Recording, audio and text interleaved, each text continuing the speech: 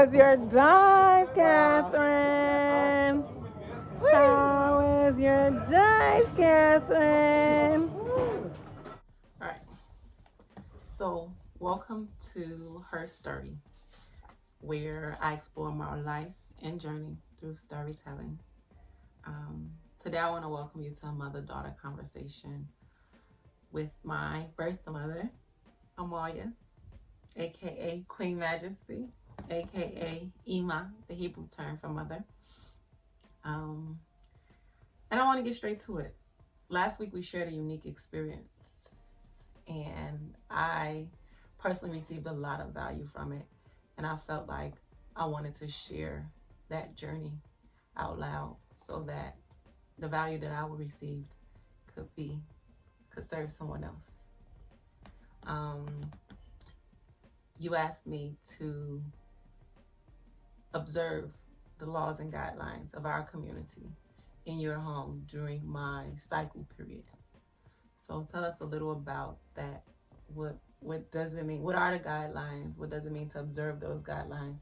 And why now? Why why did you ask me to do it? Kol Kavod Yahuwah Israel. Shalom, shalom. I would like to start by saying simply the fact that you could. I thought about when we are on our cycle, we separate from our husbands, and because that's the opportunity to really step into yourself. And since we had the space, I said, well, why don't you go in your sister's room? And so it seemed to make sense to me because then you can reflect on things that oftentimes when you're busy in day-to-day lifestyle, you don't even get a chance to reflect. You got to take time. You have to take time. And sometimes, that's the breather. That's the breather that you need. And you don't always know it. It seems like, impossible to do, but because you could go in a space, be by yourself, sleep. Awesome. So that's the why. But what are the guidelines of the community for a woman's cycle period, a woman's cycle time? During a woman's cycle, especially, well, according to the scriptures, we see that there are instructions that were given from the Holy Creator for our betterment. And because there's a 7-week period where you're releasing toxins, and that you need to be able to be free to release those toxins, and it's not just physically, it's spiritually, emotionally, mentally, physically, all is whole in nature. And when you are able to practice that, let's see if you see a difference. Okay, so one guideline is to separate yourself. For 7 days, you don't cohabitate with your husband. Another guideline is that you don't have to cook. You don't have to cook. You don't have to do anything relative to the katartizana or the kitchen. In Hebrew, we say katartizana because in Hebrew, the word for kitchen is slaughterhouse, and we don't have a slaughterhouse or butcher room or something like that. We're not butchering anything, so you have 7 days out of there. So that means too that you will be served. We try to meet your needs, your basic needs within, so breakfast, lunch, dinner, whatever, water, juice, whatever it is that you need to access out of that space that we sanctify and try to keep it sanctified and set apart from toxins on their lives. And then, let's see, what else? I think one of the main things that I learned during this period is that toxins, that the cycle period is really a detox period for the body. Like you said, is everything that happens with the body is mental and spiritual as well. So it's a physical, mental, spiritual detox season or detox period. And understanding that my body is detoxing, whether I see that, understand that or not, my body is letting out toxins. A detox is when you detox, let out toxins. Toxins are released from the body. And so one of the biggest values that I learned during that period is the importance of separating yourself while detoxing, because you may not see it, but it's detoxing. You know, your pores are open, everything you touch, every room you go into, you're transmitting those toxins off of you. And so I found value in that during that period of time. The funny part for myself, even though you didn't ask that question, but historically, these instructions have been passed along, but we might not have got them. They might not have been passed along, depending on what culture you lived in, what family, everything. So when I went on a vacation with my parents to a beach island called St. Croix, and we were like 30 feet from the ocean and the beach, and I was on my cycle period. We call it inactivity. And I didn't go in the water. And that was amazing to my parents because they knew how much I loved the water, being in it, splashing, sitting by it, and all that. Then that's when my mother told me, when she was raised that that's the time when you take a sponge bath, that you don't fully immerse your body because, like you said before, your pores are open and you're susceptible to your immunity being... Why didn't you go in the water?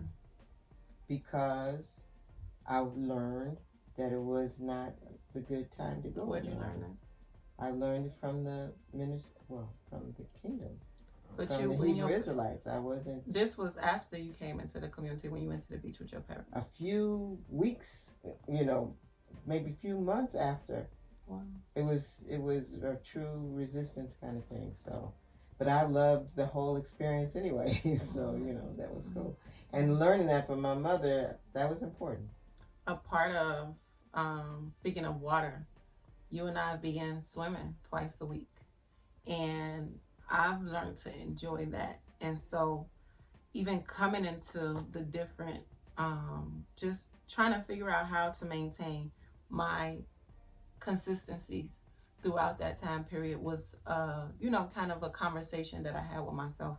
And so the water piece came and I was like, no, this is my consistency thing. I'm getting in the water. I'm going in the water. And then I slowed down to read about why don't you go into the water while you're on your cycle.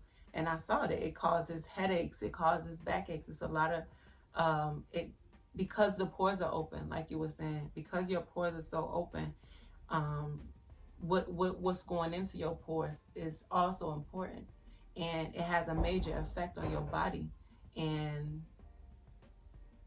immersing yourself in water, we don't do that, or it's recommended not to do it during that time because of the long-term side effects on the body. So that was interesting. And it's important, like I think that you mentioned about the long term, because our life is cherished and it's meant to be lived, and we look forward to living, period. Mm-hmm. And so if we do things in life that are taught to us for living, then we have a greater quality of life, and that's how I see it. Okay. Mm-hmm. Another question. How was it serving my needs for that week, for the in this life,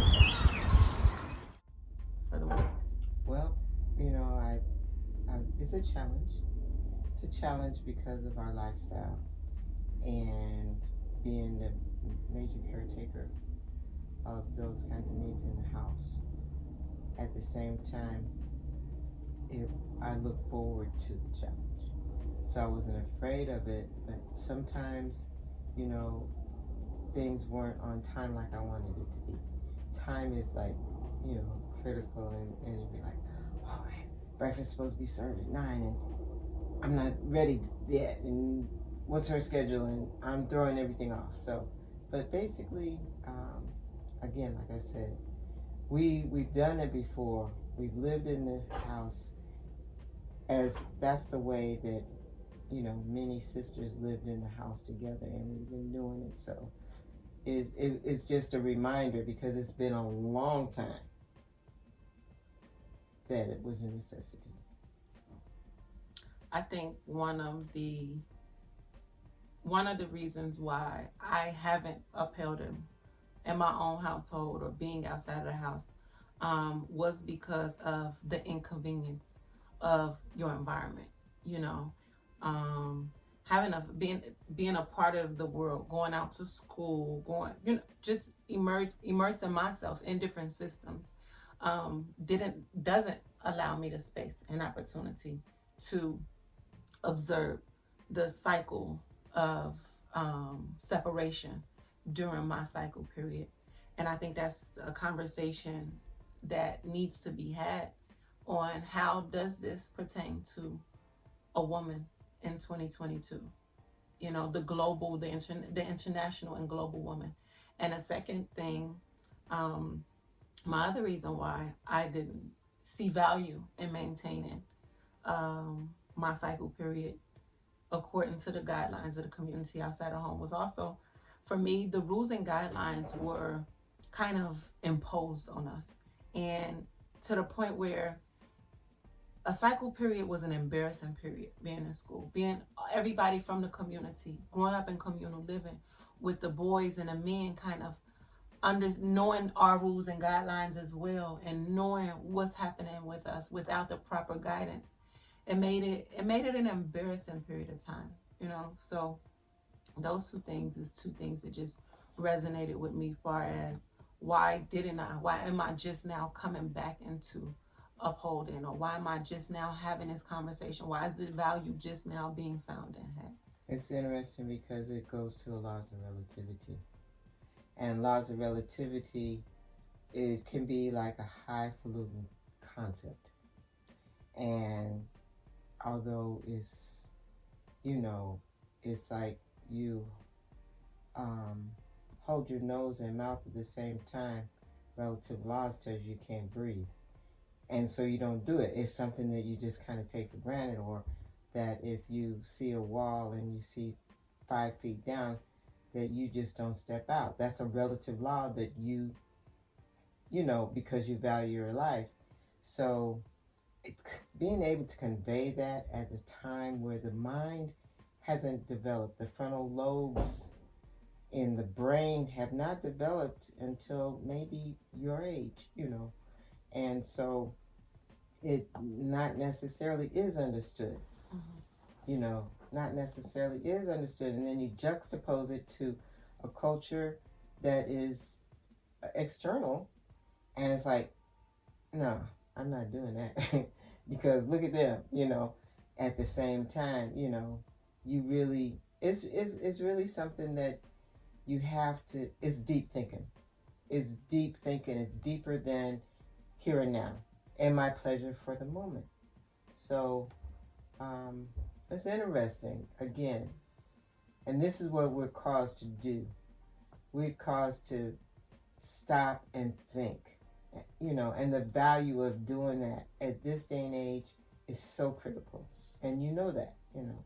That's why they pour on, I mean, just we're inundated with meditation teachers and films and YouTubes and stuff, because there's a reason. We can't just be surface anymore. You got to think the long distance. So that's part of it. I want to say thank you again for serving my needs throughout that week. It was a different experience for me as well, being used to having control over my life, when I eat, when I drink, when I sleep, when everything, and relinquishing that control to somebody else. That was a challenge. It was a challenge. Being hungry and not being able to feed and provide for myself. That was a challenge. One of my biggest challenges throughout that season was, throughout that week period, was being able to eat when my body tells me I'm ready to eat, versus having to wait on somebody else and somebody else's time, and me understanding what your responsibilities, me having to take into consideration your responsibilities and other outside obligations, and being considerate of that. So it was another something that took place there within that I think kind of bonded us. It made me consider you. I had to consider you in considering myself. I had to slow down and consider you in that period. The funny part about it is really it's a preparation too. I know that my body is going to go through the cycle, because we kind of like every 28 days where you have some kind of rhythm. And I think that it really became crystal clear once I started having children. Because when we have children, we're set aside for 40 days with a boy and 80 days with a girl. But at 49 days with a girl, we're able to do some other things, but we're still not going into the Katatisana. So that means that we have a cachet. We have, whatever you want to call it. You could call it your hope chest. Yes, right. So you have your granola. You have your tahina, as long as you have water and something, some coconut cream or some honey or some maple syrup, or you have something. So so I'm cool. If it's all right, you don't have to worry about my breakfast this morning. I got this. And so it's a preparation. And I think that I really learned it 4 children later, or with the process of the 4 children. But as an individual, with nothing else, and then you got a husband you got to think about. How am I going to make sure his needs are met on that wise? And it's important, because that's the nature of people ecology, and love and care for one another. I remember us talking about it, and you were saying that I was asking you what are one of the hardest parts, or what were one of your biggest, what were your takeaways from it? And you were talking about you want to make sure that he was taken care of during the time that I had to remove myself from that arena, and you felt like that was one of the things that you weren't able to fully give yourself to. So and I found that your husband was very cooperative. I mean, so cooperative that was annoying.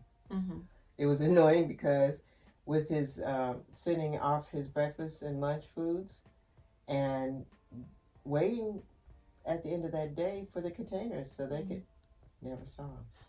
You're like, okay. And so, it's a spirit of getting to know people and time, and it's like everything is not under your control. And that's where I have to arrive in life, period. Because when you're walking in tandem with the Creator and the creations, everything is not under your control. But your best interest is served. And you have to trust, period. I think what I enjoyed most about the whole process was the me time, the inward time, the taking some time to study me, my body. I personally gave myself a challenge to study my body and study the cycle period to see and understand exactly what my body is going through. What am I experiencing during this time that I've never slowed down to take a minute and pay attention to. So what I enjoyed most about it was having that time to study me. That was my biggest takeaway. That was the most enjoyable part for me. Um,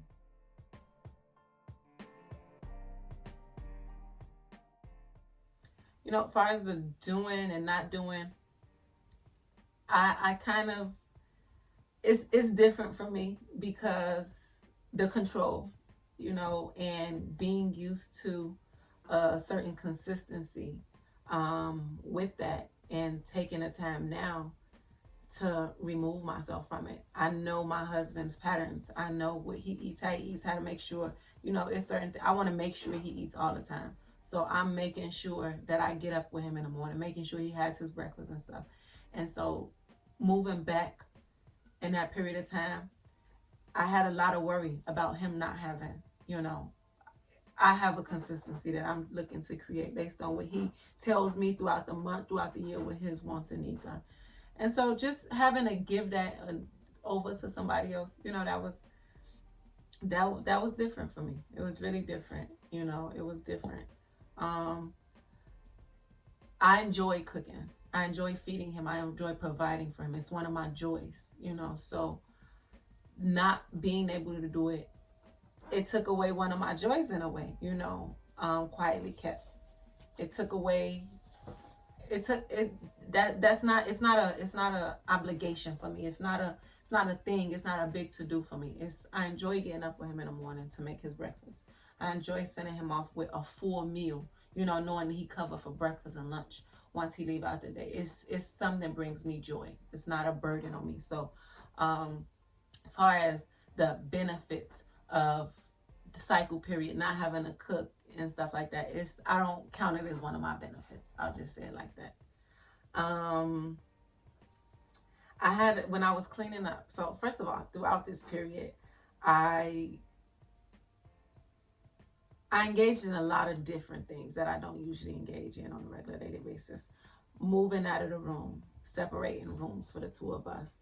And once we separated rooms, I would come back here and clean up his room, our room. And I stopped myself after day one and I said, hold up, let's give that to him. Let's see, let me just let that be his space during that time. And I asked him as well, how is it sleeping in the room by yourself? And he's like, I love it.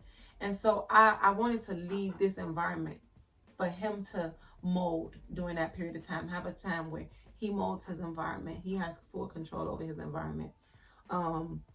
Like I said, the water, not getting in the water, not getting in a pool. I said my next challenge for myself is learning a sponge bath, how to, because that was another major problem for me, not being able to shower. It was heavy for me. I take a lot of pride in my hygiene, so learning cycle hygiene, I'm learning that that's something different. So learning cycle hygiene, and the separation, of course, it was amazing for me because I'm big on energy. I like separating energies. I like removing myself when I don't have anything to give. And so understanding that my body is detoxing, I understood that I really don't have nothing to give right now. So it was a time where not even just separating myself from my husband, but separate myself from other people, from crowded spaces, just being more reserved to myself because I know that this is a cycle that I'm going through. And it was funny because as I was cleaning my room, we sanctifying, the whole, by the way, the whole, instead of swimming, because you and I go in a sauna at the end of each time we go to swim. So instead of swimming, I exfoliated in the sauna. And that was a new experience for me. So I kind of created that for myself and something to look forward to during my time period. So I won't miss not swimming. I created something else from it. And instead, so I do, I use that as time to sweat, detox some more, help and push my body to detox. And the closing of the cycle period. How do you, instead of just going straight into your life, closing that out? I took the time because according to the guidelines, you should wash your hair, you should wash your sheets, you should shower and close that period of time out. And I took the last day for pampering. I set a hair appointment and got my hair washed and clipped. I exfoliated in the sauna one last time before, I cleaned the room, general cleaned the room as we call it, with an intensive cleaning. both my room and his room, so that I can clear the energy, so that I can enter into new energy, and I remove the energy that was in the room that I was in, because it was a detoxing season. So as I was cleaning, I remembered watching you and doing your cycle days. It came back to me. I remembered seeing you. That was something that really resonated really heavy with me, as I was just like the sheets. And once my room was coming together, I had an image in my head of your room coming together after your cycle periods, and I remembered you in that. So that was interesting for me. It was really, really interesting for me.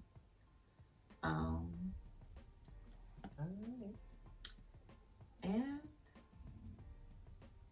I thank you. I thank you for inviting me to explore this journey, and motivating me to enjoy this journey, and doing what you can to help me throughout this journey. I think my conversation from here is still, how can this become something that the modern or 2022 international woman can uphold and upkeep, just continuously thinking of ways, because everybody doesn't have a mother at home like me who is willing to assist. And part of that to me as well is reevaluating the necessity to be a collective. We've been inundated with being an individual, but in the collective idea, and there are ways that we practice it, and it's funny because we do. Like, for instance, we have a lot of homes outside of this village. And we will find that collectively, the brothers will play basketball. Collectively, you choose to do things. Collectively, you might take turns at each other's house for dinner. So if you can re-embrace that and value that, then when sisters have their cycles, it could be included too. There could be a way, and it can be upheld, but it's going to take some effort to show society at large, because you got a job in society at large. You've got, business in society at large, and that society at large is nowhere near where you're at in thinking about the value of the whole. So it's a great challenge, but it works. I think that it influences. It takes me, because I have a lot of friends who aren't a part of the community, so my conversation is never directed to the community. I was taught that I'm to be a light into the world. So one of my main goals in life and purpose in life is to figure out what light am I to the world. So even with that, thinking of, everybody doesn't understand our community terminologies and collective, and so, but the world is speaking in different phrases that do about building your tribe. That's when you talk about collective, that's what I think about, building your tribe. Building a support system and an environment that allows you to flourish and that nourishes you. And so part of building your tribe is thinking of the things that you and I both have in common and coming to collectively on them. So exactly. That's just giving it a bit more context. Thank you for this mother-daughter conversation. I love and appreciate you, and we'll see you next time with her stories of my journey, my experiences in life and living and manifesting. Ciao, ciao.